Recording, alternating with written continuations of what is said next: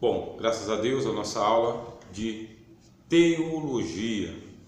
Estamos aqui no nosso curso médio em teologia e hoje estarei falando sobre a revelação progressiva.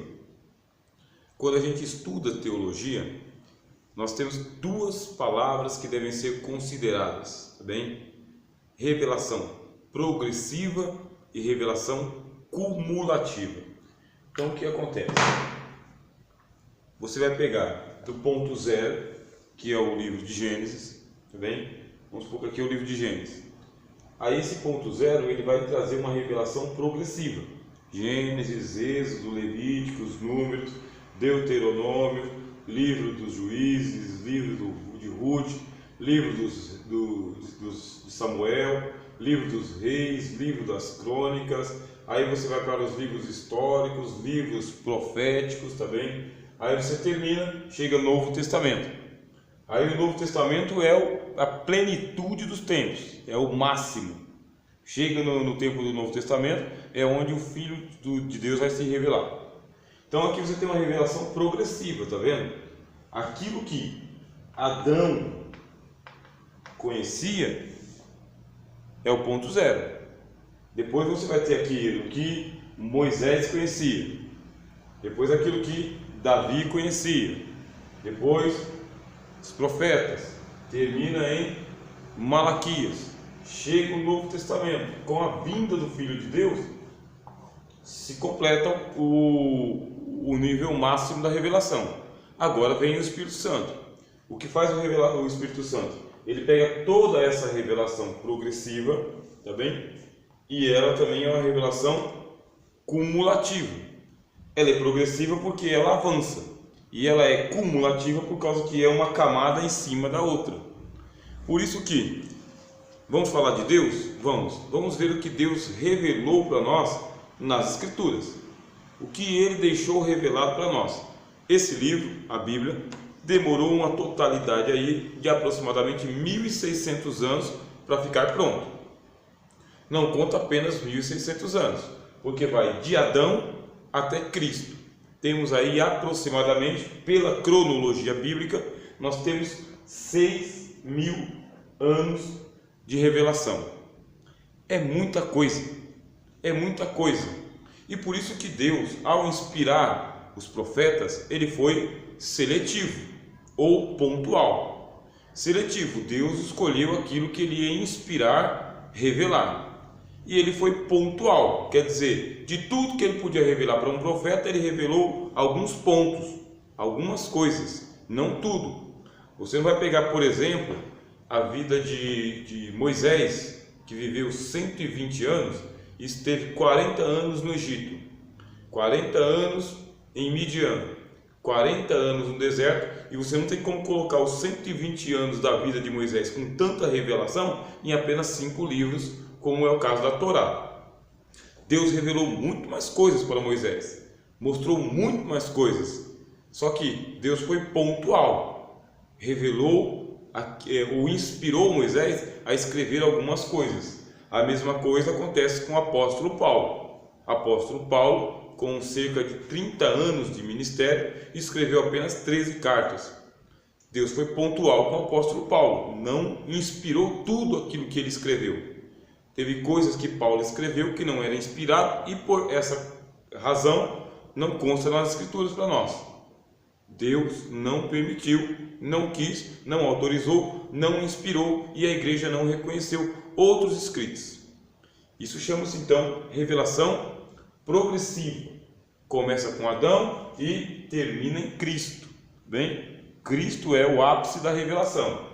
E é cumulativa, porque a gente não desperdiça nada. A gente não dispensa nada. A gente não tem como ler Mateus sem ler Isaías, ler Marcos sem ler Jeremias, ler Lucas sem ler Ezequiel. Nós temos que fazer as pontes. É cumulativo, então é uma camada em cima da outra. Bom, já que a gente já tem esse princípio em mente, da revelação progressiva e da revelação cumulativa, vamos no passo a passo para as Escrituras. O que as Escrituras revelam sobre Deus?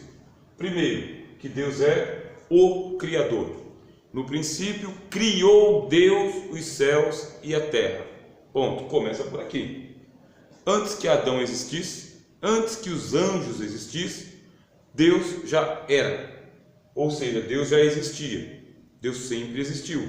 Ele é sempre interno. Tá bem? Uma palavra que faz parte do vocabulário teológico. Ó. Sempre interno. Sempre eterno. Sempre eterno. Deus é sempre interno. Chegou um momento em que Deus criou o mundo. Disse Deus: haja luz, e houve luz. Ou fiat luz, haja luz.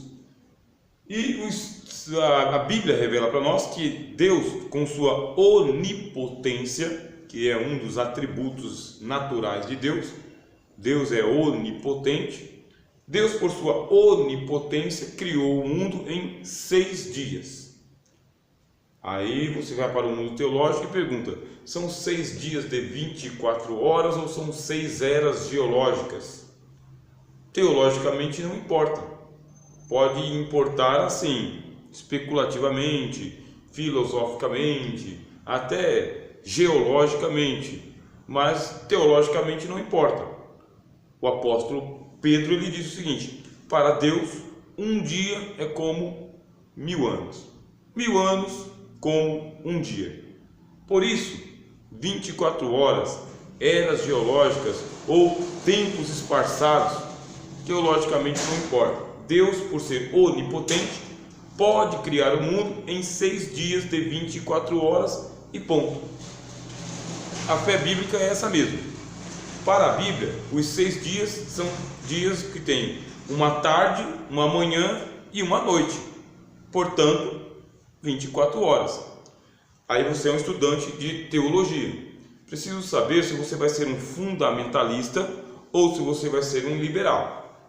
Se você vai ser um fundamentalista, você vai fazer uma leitura literal do texto. Paz, Senhor, irmão, tudo bem? Você vai fazer uma leitura literal do texto. O fundamentalista, ele é assim: está escrito, houve tarde e manhã, o dia primeiro. Se houve tarde e manhã, um dia literal de 24 horas. Se você for um teólogo liberal, você vai dizer: não, é porque Moisés está utilizando uma linguagem do Oriente Antigo. Por quê? É impossível que Deus tenha criado o mundo em um dia literal de 24 horas. É impossível. Não é natural, não é lógico, não é racional um negócio desse. Isso influencia muito também no tipo de conhecimento que você vai ter sobre Deus. Um teólogo liberal pensa de maneira diferente de um teólogo fundamentalista, tá? Assim como um teólogo existencialista também, um teólogo racionalista, um teólogo místico, um teólogo dogmático, um teólogo sistemático. Depende, tá? Influencia bastante. Eu recomendo que a leitura do Gênesis seja feita a princípio de uma maneira fundamentalista. Eu recomendo. Pastor Austin, eu recomendo. A primeira leitura tem que ser uma leitura fundamentalista, para que você fique no universo criado pelas Escrituras. Ela cria essa imaginação na gente.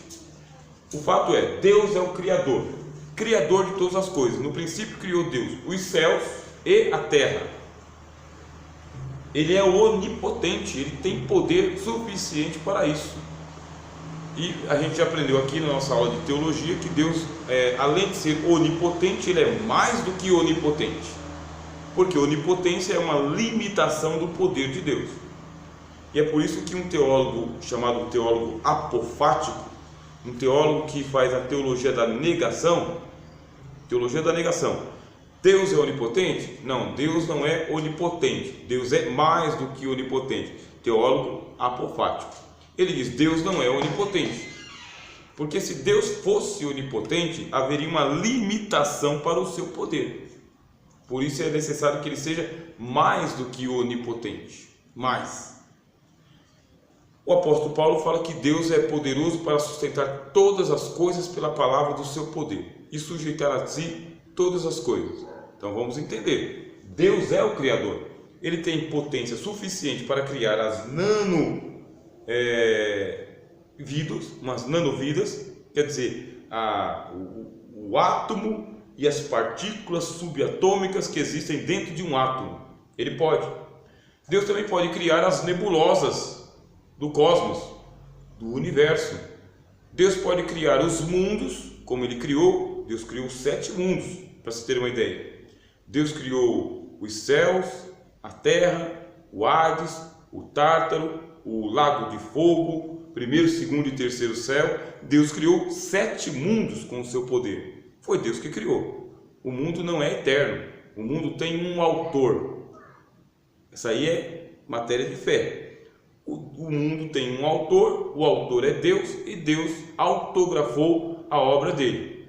O mundo foi criado por Deus. Isso aqui é a revelação bíblica, começa no livro de Gênesis. Aí depois mostra que Deus é o legislador, porque Ele criou todas as coisas, criou o mundo em 6 dias, no 7º Ele descansou. E no 6º dia criou o homem, à sua imagem e semelhança, colocou o homem no devido lugar dele, um jardim no Éden, e disse: de todas as árvores do jardim comerás livremente, mas da árvore do conhecimento do bem e do mal, dela não comerás, porque no dia que dela comeres, certamente morrerás. Deus é legislador. Deus não deu um decálogo para Adão, 10 mandamentos, deu um. E aí a Bíblia fala o seguinte: só há um legislador, que é Deus.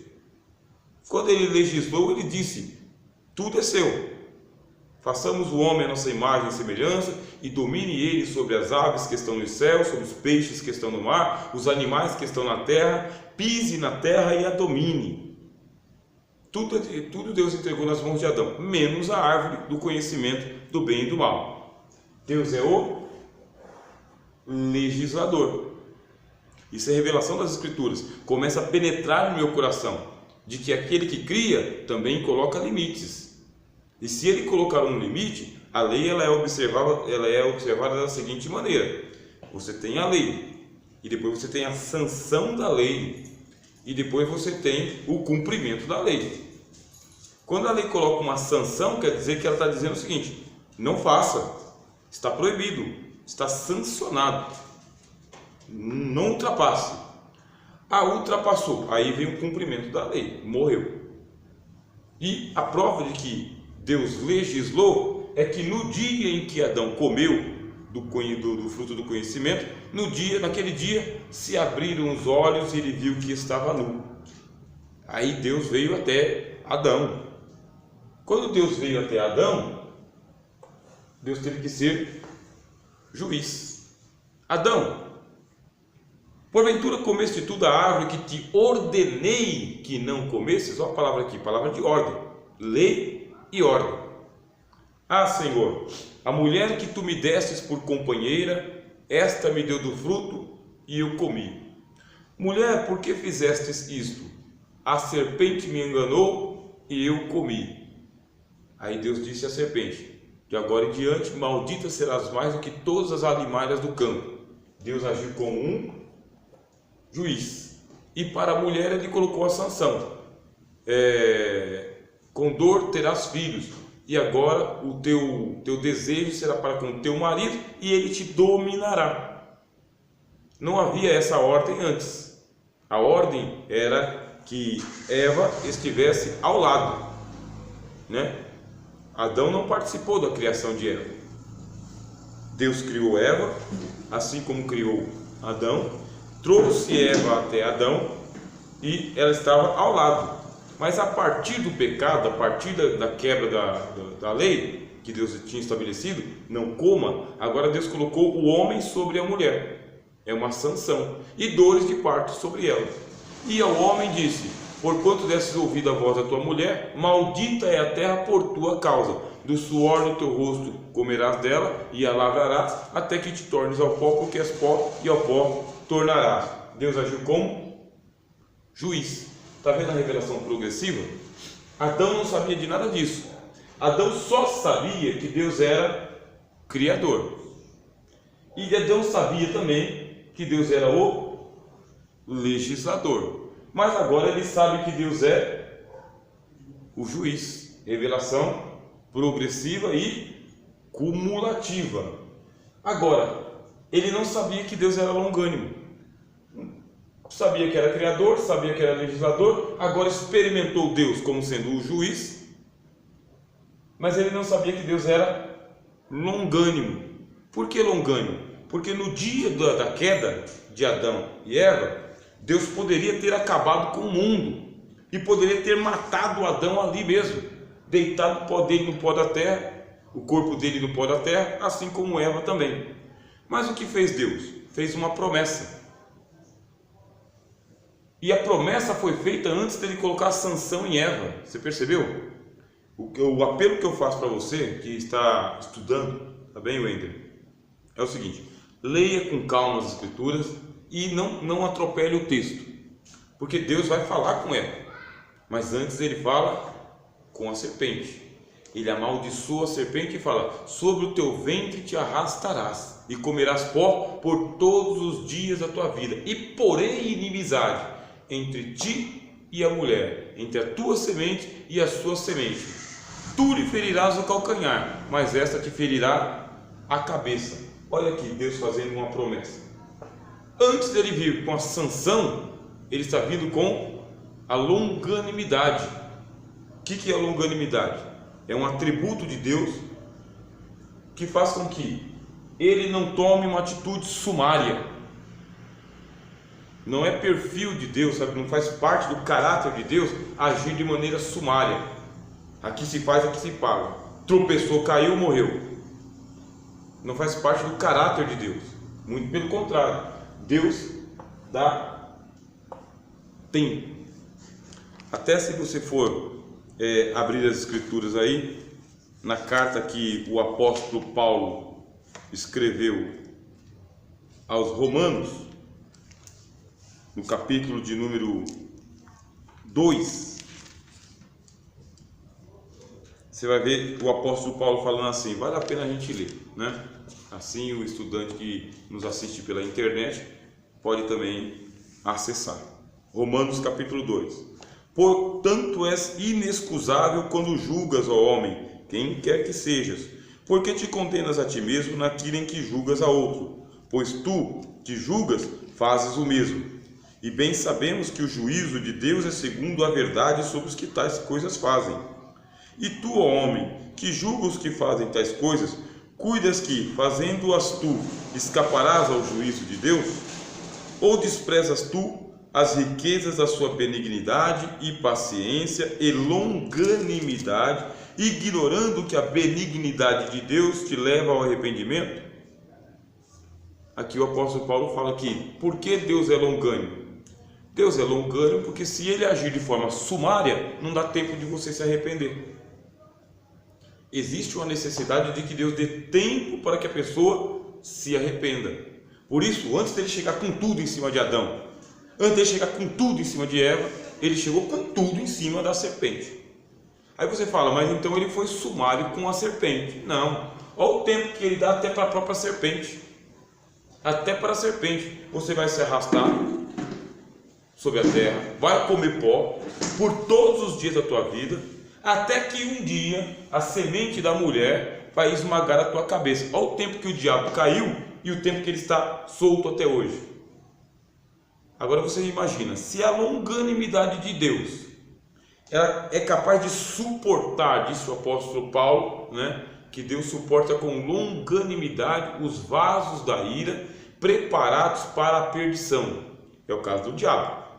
Ele é um vaso de ira, ele é um chicote de Deus, em certo sentido, é chamado de flagelo de Deus. E Deus, com longanimidade, suporta a presença do diabo no mundo, para que, com sua longanimidade, ele consiga alcançar os que são alcançáveis. Depois que ele bateu na serpente, aí ele foi para Eva, e por longanimidade ele falou que Eva teria os seus filhos com dores, se sujeitaria ao seu marido, mas a promessa já tinha sido feita. Deus é longânimo. Por isso, quando eu ouvi uma vez uma pregação que fala o seguinte, olha, dificilmente eu consigo acreditar num profeta que anuncia a chegada do juízo final sem lágrima nos olhos. Eu tenho dificuldade em acreditar num profeta que fica levantando o dedo, condenando os outros, sem sentir o mínimo de compaixão e remorso por bilhares e bilhares de pessoas que não têm conhecimento das Escrituras e nem de Deus e nem do Evangelho. Deus é longânimo. Isso foi comprovado para a gente no livro de Jonas. Revelação progressiva. Eu estou saindo aqui de Adão, em Gênesis, já estou vindo para o livro de Jonas, os profetas. Deus enviou o profeta Jonas e falou: vou dar 40 dias, Jonas, para que você pregue. Deus poderia ter agido sumariamente. Pega Jonas, leva para Nínive, destrói a cidade em uma semana. Poderia ter feito isso. Não foi o que ele fez. Deus, na sua longanimidade, deu 40 dias para que eles se arrependessem. E nos 40 dias eles se arrependeram. E Nínive não foi subvertida. Longanimidade. Aí você vai pensar o seguinte: mas Sodoma não teve a mesma sorte. Só que Sodoma teve muito mais sorte ainda. Sabe por quê? Porque Ló não ficou lá 40 dias. Ló ficou uma vida inteira lá. Depois que ele se apartou de Abraão, que ele foi para Sodoma viver ali com a esposa dele, com as filhas dele, ele se enriqueceu na cidade. Se enriqueceu e começou a se assentar entre os anciãos. E aí nós vamos para a Bíblia inteira. Eu quero conhecer Ló. Eu tenho que conhecer Ló em Gênesis e o que fala o apóstolo. O apóstolo fala que Ló, sendo piedoso, afligia sua alma justa todos os dias com o estilo de vida dos sodomitas. Ele era uma testemunha contra. Antes de destruir Sodoma, Ló estava lá. Tanto é que os anjos entraram e o Ló pegou e falou: não, vocês não vão pegar os meus hóspedes, não. Olha a piedade de Ló. E outra coisa, a longanimidade de Deus pegou e falou para Abraão: por acaso eu vou fazer as coisas escondidas do meu predileto, do meu filho, do meu amigo Abraão? Aí Deus foi e anunciou para Abraão que ia destruir Sodoma. Olha a longanimidade de Deus. Deus poderia ter ido simplesmente destruir Sodoma e acabou, sem falar nada com Abraão. Ainda deu tempo de que Abraão fizesse a intercessão. Deus é longânimo. Deus não tem o menor desejo de chegar e tocar 7 trombetas do Apocalipse agora. Não tem. Tanto é que antes de tocar as 7 trombetas, abre-se 7 selos. Tocam-se as 7 trombetas e ainda tem 7 taças da ira para poder se encher antes de Deus destruir o mundo. Quer dizer, são 7 taças, não é uma, não é duas, não é 3. Deus é longânimo, não tem prazer na morte do ímpio, diz o profeta Ezequiel. Antes ele quer que o ímpio se converta. Ezequiel capítulo 18. Você é teólogo, você precisa conhecer Deus. Por mais que você estude teologia, tem que conhecer Deus pela revelação das Escrituras. Tem que ler a Bíblia, meu irmão. Precisa ler a Bíblia. É triste saber que tem teólogo que não lê a Bíblia ou parou de ler, ou lê só o comentário sobre a Bíblia. Não é para ler comentário sobre a Bíblia somente, é para ler a Bíblia principalmente. Teólogo tem que ler a Bíblia, tem que gastar a vida lendo a Bíblia. Aí nós vamos descobrir então que Deus é longânimo, prometeu a redenção de Eva até Maria demorou 4.000 anos, pela cronologia bíblica do Antigo Testamento, demorou 4.000 anos e Deus não destruiu a humanidade. Você imagina Deus sabendo que Ele vai fazer uma promessa que Ele vai demorar 4.000 anos para cumprir? Isso é longanimidade, né? Não tem a menor intenção de destruir o mundo, não tem a menor. O Senhor Jesus, ele disse: o Filho do Homem não foi enviado para destruir as almas dos homens, mas para salvar. O samaritano não se converteu agora, em João capítulo 4, 5, 6, 7, não se converteu agora, mas ele vai se converter lá em Atos capítulo 8. Deus é longânimo, se ele tem que dar a volta, ele dá a volta. Entendeu o que é longanimidade? Então, nós estamos vendo aqui a revelação progressiva de Deus. Deus é redentor. A palavra redentor, no pé da letra, significa que Deus é aquele que recupera. Redimir é recuperar. Deus, ele não tem prazer em simplesmente estragou, joga fora. Não, o que eu posso fazer para trazer de volta? Longânimo, porque Deus suporta os pecados humanos. Redentor é porque Deus vai agir para trazer de volta aquilo que dá para ser trazido de volta. E se ele tiver que operar um milagre, ele vai operar o milagre. Se ele tiver que entrar no cenário, ele vai entrar no cenário. Se ele tiver que carregar a cruz, ele vai carregar a cruz. Isso aí, Deus é redentor. Teólogo, você tem que colocar isso aí na cabeça, porque tudo isso aqui faz parte da sua pregação. Teólogo precisa ser pregador do evangelho, tá, irmão? Eu espero que eu esteja ensinando vocês, que quando Deus abrir as oportunidades que vocês estiverem pregando, tudo isso aqui tem que estar lá no seu cabedal de conhecimento. Teólogo tem que falar sobre Deus, mas tem que lembrar de tudo isso daqui, ó. Tem que fazer parte da sua pregação, para você não ficar pregando um Deus capenga, um Deus ídolo, sabe? Um Deus manco, cego, míope. Não, o Deus das Escrituras. Deus que cria, coloca a lei, julga, suporta os erros das pessoas e ainda traz de volta. Aí o que acontece? A Bíblia revela que Deus é Deus provedor. Por quê? Provedor. Antes dele colocar Adão e Eva para fora do Éden, ele providenciou vestes para eles. Deus é providência, ou provedor, ou providenciador. E Deus fez isso para Adão, estando Adão em rebeldia, meu irmão. Em rebeldia. Ele não está colocando Adão para fora e Adão tem algum mérito. Adão e Eva estão mortos em ofensas e pecados. Efésios, capítulo 2. Revelação cumulativa. Olha a diferença de Gênesis para Efésios. Será que Deus mudou entre Gênesis e Efésios? Deus não mudou. Deus já era longânimo em Gênesis? Já era. Adão sabia? Não. Agora sabemos. Tá? Os homens morreram em ofensa e pecado. Deus poderia ter fulminado Adão, ou colocou ele para fora como um macaco pelado, entendeu? Sem roupa nenhuma. Mas uma coisa é o ambiente do Éden, temperado, sem doenças, sem frio excessivo, sem calor excessivo. Outra coisa é colocar o homem para fora do paraíso. Colocou o homem para fora do paraíso é uma geladeira. Tenha certeza, saiu de um lugar confortável, sabe, tropical, uma temperatura natural, temperatura ambiente boa, paradisíaca, e colocou o homem na geladeira. Aí antes de colocar o homem na geladeira, Deus viu, essa folha de figueira aí, meu amigo, isso aí você vai congelar do lado de fora. Pegou e fez uma pele para ele, ó. Colocou o homem com uma pele de cordeiro sobre ele. Deus é provedor. Ele provê aquilo que o homem necessita, tá? Necessita. E é por isso que Jesus nos ensinou a orar assim: o pão nosso de cada dia nos dai hoje. Sabe o que é eu esperar o dia de hoje para Deus dar o pão para você hoje?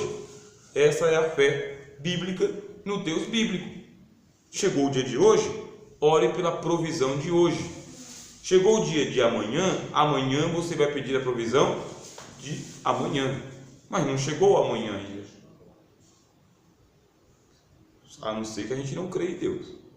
Como a gente não crê em Deus, aí a gente vai fazendo que nem o pessoal israelita fazia. Deus disse, ó, durante 6 dias vai cair maná do céu. Então, o maná era uma plantinha, parecia um coentro, né? Uma semente de coentro, diz a Bíblia.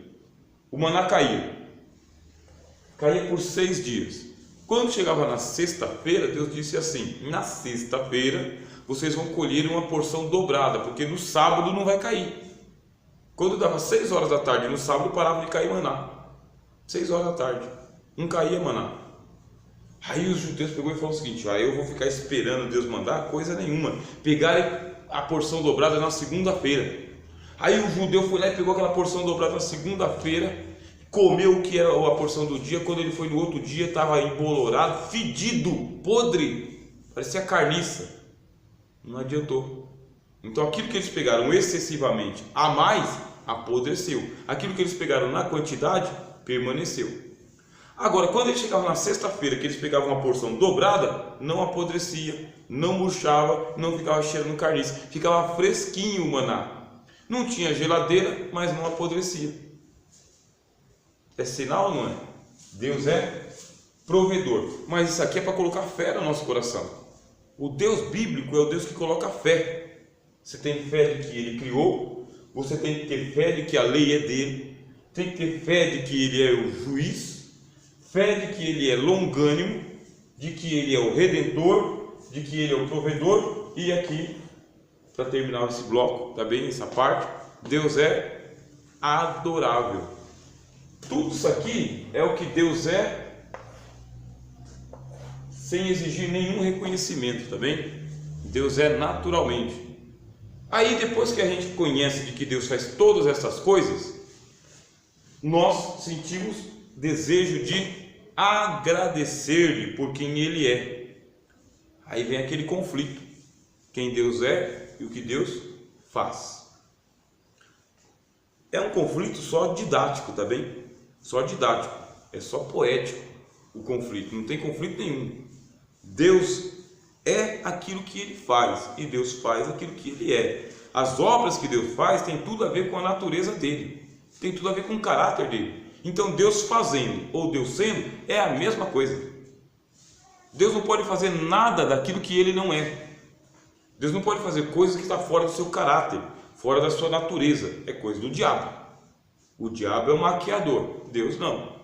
Por isso, eu sei que Deus é criador, legislador e juiz.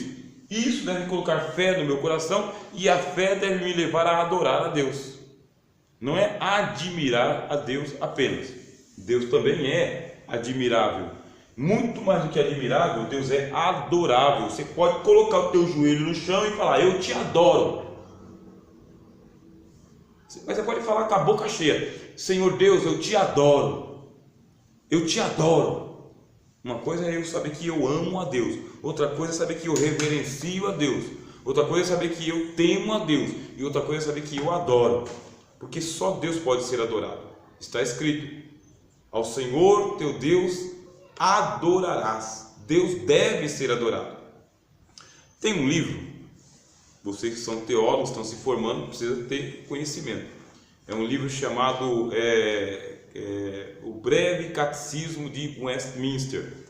Westminster é uma abadia que tem lá na Inglaterra, tá bem? Westminster. E eles queriam ensinar as crianças sobre Deus, a salvação, a cruz. E então eles fizeram um chamado Breve Catecismo.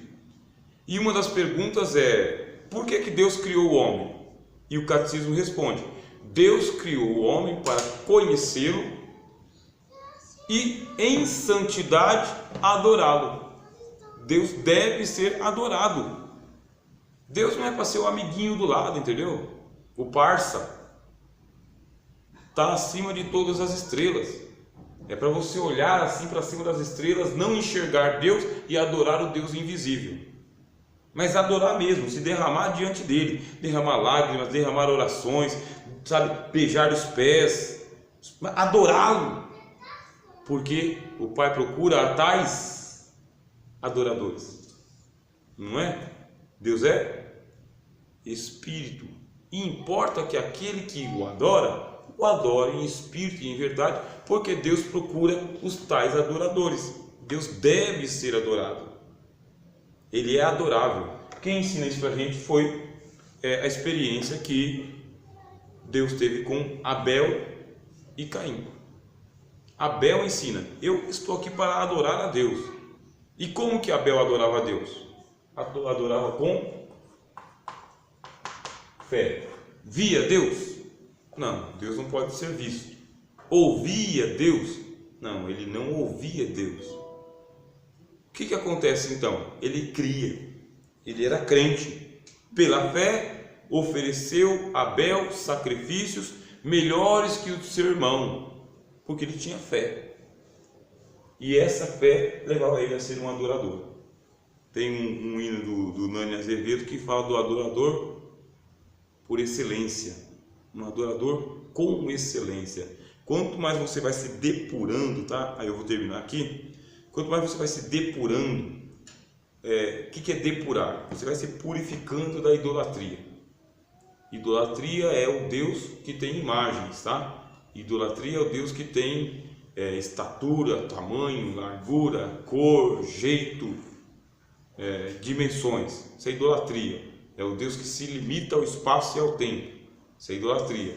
Quanto mais você vai se depurando, mais você vai se afastando dessas idolatrias, mais você vai se aproximando de Deus. O problema é que tem um conceito chamado, um atributo que Deus tem chamado transcendência, tá? Transcendência. Você vai adorar Deus sem ver, e aí você fala, mas eu acho que o evangélico ele não é o idólatra, porque não tem imagem na igreja dos evangélicos. Só que ele só adora a Deus se ele sentir. Eu estou sentindo. O crente não adora a Deus porque está sentindo, meus irmãos. O crente adora a Deus porque crê que Deus existe e que é galardoador daqueles que o buscam. É fé. Você adora a Deus sem sentir nada. Você não precisa sentir nada para adorar a Deus. Não tem que sentir frio na espinha, não tem que sentir uma emoção, uma grande comoção. Você tem que sentir nada. Tem que pegar e adorar a Deus, como Jacó fez. Adorou a Deus, encurvado sobre o seu bordão, diz a Bíblia. Ele adorou a Deus na porta da morte, igual Davi. Davi foi lá, chorou, a criança morreu, ele pegou, se lavou e adorou a Deus, como Jó. Deus me deu, Deus tirou, bendito seja o nome do Senhor, e adorou a Deus. Se você não adora a Deus pelas circunstâncias, você não adora a Deus pelo prêmio, você não adora a Deus pelo medo, pelo horror, você não adora a Deus porque você está sentindo, você adora a Deus porque você crê que Deus existe, e ponto. E esse Deus que existe, conceito, é um Deus transcendental, está fora da estrutura da criação, está longe da criação. E isso aí é o conceito de transcendência. Deus longe, mesmo estando longe, fora do mundo, eu adoro. Você tem que crer que Deus está fora do mundo e se importa com você. Deus está fora do mundo, mas ouve as suas orações. Deus está fora do mundo, mas Ele recebe a sua adoração. E uma coisa para a gente fechar, é uma adoração que você faz no meio de toda a comunidade. Os anjos, eu tenho certeza que os anjos fazem adoração assim, esplendorosa, sabe? Diante de Deus. Só que Deus não se impressiona com a adoração do anjo. Não se impressiona. Deus recebe a adoração do anjo, mas não se impressiona. Sabe que hora que Deus se impressiona? Deus se impressiona como um homem, que nem o centurião de Cafarnaum, tem fé e diz: Senhor, eu não sou digno que você entre debaixo do meu teto. Manda só uma palavra. Aí ele se impressiona. A do anjo, não é que estamos desprezando o anjo, mas uma coisa é a adoração do anjo, outra é do camarada que está lá dizendo o seguinte: Senhor, eu não sou digno. É a adoração do pecador, é a adoração daqueles 10 leprosos. A Bíblia diz que os 10 leprosos de longe adoraram ao Senhor Jesus e disseram: Senhor, se quiseres, pode nos limpar. E o Senhor Jesus disse: eu quero, fiquem limpos, e vão se mostrar ao sacerdote. Essa adoração impressiona a Deus. É aquela pessoa que não recebeu ainda, mas já está adorando. Não viu ainda, mas está adorando. Não tem asa, não tem voz bonita, não tem nada, mas está adorando. Então Deus é adorável, né? E tem gente que não gosta de teologia.